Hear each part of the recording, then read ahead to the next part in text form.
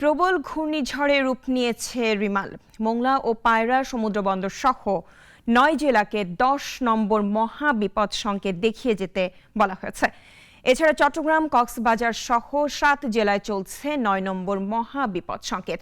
আবহাওয়া অফিস বলছে, ঘন্টায় ১০ কিলোমিটার বেগে এগিয়ে আসছে ঘূর্ণিঝড়টি। বেলা ৩টার দিকে দেশের দক্ষিণ পশ্চিম উপকূল স্পর্শ করবে রিমালের অগ্রভাগ। আর মধ্যরাতে পটুয়াখালীর খেপুপাড়া এবং পশ্চিমবঙ্গের সাগরদ্বীপের মধ্যবর্তী অঞ্চল অতিক্রম করবে কেন্দ্র।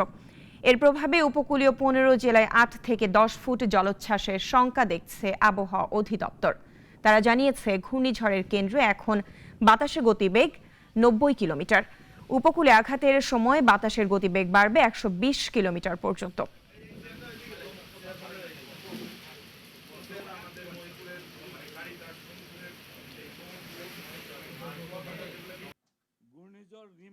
স্বাভাবিক গতি দিয়ে আগাচ্ছে, কখনো ১৫ থেকে ২০ কিলোমিটার বেগে, কখনো ১০ কিলোমিটার বেগে এবং কখনো এটা ৬ কিলোমিটারও নেমে আসছে। তো এই যে গতি, এটা শক্তি সঞ্চয়ের শক্তি অর্জন করার একটা সিনড্রোমই ছিল, যেই কারণে আজকে এটা সিভিয়ার সাইক্লোন আমরা ডিক্লেয়ার করতে বাধ্য হয়েছি। ওয়ালটন এয়ার কন্ডিশনার এক্সচেঞ্জ অফারে স্প্লিট এসিতে ২৩,০০০ টাকা পর্যন্ত নিশ্চিত ছাড়।